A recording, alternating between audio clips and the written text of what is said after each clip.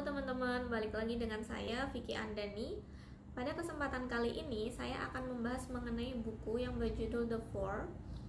Yaitu buku ini membahas mengenai bagaimana The Four, yaitu Apple, Google, Facebook, Amazon bisa sangat-sangat sukses. Buku ini sendiri disusun oleh Scott Galloway, seorang pengusaha dan profesor di New York University School of Business. Dalam bukunya, dia membreakdown winning strategies dari The Four untuk memberikan critical lesson dalam bisnis, career advancement, dan value creation dalam digital age. Saat ini, mari kita membahas mengenai insight yang bisa didapat dari buku tersebut. Nah, mungkin yang akan saya sampaikan hanya sedikit dari banyaknya yang ada di buku. Yang pertama yaitu Amazon. Amazon merupakan marketplace kan. Nah, itu merupakan marketplace pertama atau step pertama dari Jeff Bezos dalam mendominasi retail. Para penjual berbondong-bondong masuk ke dalam marketplace terbesar tersebut dengan jutaan produk. Dan hal ini memberikan customer Amazon pilihan yang sangat bervariasi, sedangkan Amazon memperoleh data yang sangat bernilai dari preferensi customer. Ketika segmen ini menjadi menguntungkan, perusahaan meluncurkan produknya sendiri dengan kecerdasan pasar yang sempurna. Pintar banget kan? Nah, yang kedua ada Apple.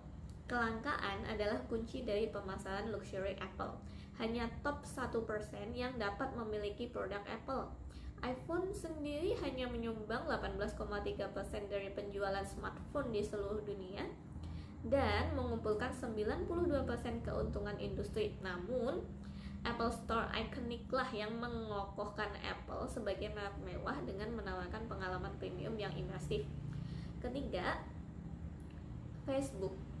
Facebook sendiri memanfaatkan kebutuhan emosional inti dari manusia untuk terkoneksi dan berhubungan. Akibatnya, orang menghabiskan 50 menit sehari di Facebook, termasuk Instagram dan WhatsApp. Dengan data buatan pengguna selama bertahun-tahun dan talenta terbaik dunia, Facebook mendominasi industri periklanan. Facebook dan Google bersama-sama menyumbang lebih dari 51% pengeluaran iklan seluler di global. Sangat lumayan. Nah, yang keempat ada Google. Google sendiri memperoleh kepercayaan dan kredibilitas pengguna yang tak tertandingi karena ads tidak dapat memengaruhi hasil penelusuran. Nah, pemisahan yang jelas antara pencarian dan iklan memungkinkan Google menikmati kredibilitas dan pendapatan iklan. Nah, tersebut hanyalah beberapa insight saja. Oke, baik, kita akan ke slide selanjutnya, yaitu next. Nah, untuk yang pertama kita akan membahas mengenai, tadi ada 4 ya. Nah, yang pertama ini kita bahas mengenai Amazon dulu. Nah, Amazon itu sendiri dengan menjadi virtual, Amazon mampu menjangkau ratusan juta pelanggan di seluruh segmen retail tanpa harus membangun ratusan toko ataupun mempekerjakan ribuan karyawan. Nah, Amazon sendiri saya akan coba membreakdownnya menjadi 4 bagian yang kenapa membuat Amazon itu plus sendiri. Nah, yang pertama, the world's marketplace. Amazon Marketplace adalah jaringan online yang memungkinkan penjual mendapatkan akses ke platform e-niaga terbesar di dunia. Pelanggan dapat memilih dari jutaan produk tanpa Amazon harus berinvestasi dalam inventaris tambahan. Nah, dari sini Amazon mampu mendominasi segmen manapun dalam sekejap sehingga memiliki data yang besar yang tentunya tidak dapat dikejar oleh retail tradisional lainnya. Yang kedua, zero click ordering. Nah, memanfaatkan teknologi dan informasi user, Amazon membuat Amazon Go, yaitu toko swalayan tanpa uang tunai yang memungkinkan pelanggan membeli tanpa antre pembayaran. Sangat menarik, bukan? Nah, sensor memindai item saat pelanggan keluar dan secara otomatis menagih akun Amazon mereka. Dengan Amazon Echo dan Alexa, ini juga mengancam pekerjaan kasir di dunia loh. Dan yang ketiga ada the power of a story. Amazon sendiri memiliki akses ke modal murah untuk jangka waktu yang lama daripada bisnis lainnya kan. Nah, ini karena kehebatannya dalam bercerita. Kisah Amazon adalah membangun toko terbesar di dunia Dengan membuat kemajuan menuju visi ini, Amazon telah melatih pasar untuk mempertahankannya pada standar yang berbeda, pertumbuhan yang lebih tinggi, laba yang lebih rendah, dan tanpa dividen. Yang keempat yaitu cheap capital fails moonshot.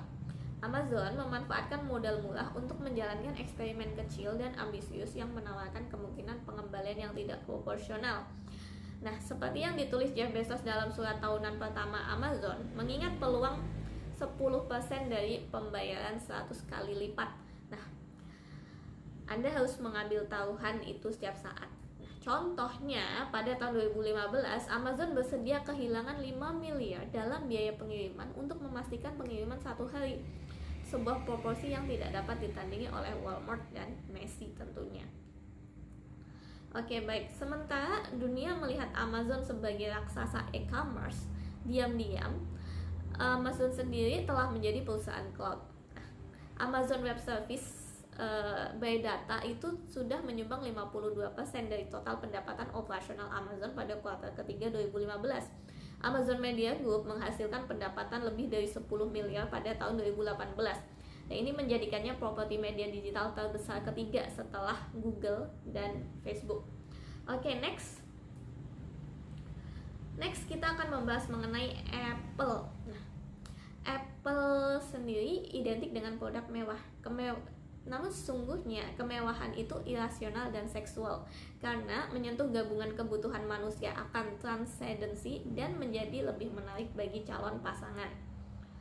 Apple memastikan bahwa hanya 1% teratas dunia yang mampu membeli produk mereka. Nah, pada tahun 2015, iPhone adalah pemasaran mewah yang terbaik, menjadi cara bagi orang untuk menunjukkan keanggotaannya di persentil teratas. iPhone sendiri hanya menyumbang 18,3% dari penjualan smartphone, tetapi mampu mengumpulkan 92% keuntungan industri yang menakjubkan. Keren bukan? Oke. Nah, kurang lebih ada 5 poin inti dari key attributes luxury yang dimiliki oleh Apple. Yang pertama yaitu iconic founder. Merek-merek mewah itu biasanya dipersonifikasikan dalam seorang pendiri ikonik yang kisah hidupnya menarik. Mereka tidak punya pilihan selain membuat hal-hal indah meskipun mengalami kesulitan. Contohnya Steve Jobs. Steve Jobs sendiri adalah ikon inovasi dan kematiannya membuat transisi kepribadiannya dari bintang menjadi orang yang suci atau luar biasa kan. Nah, kedua ada artisanship.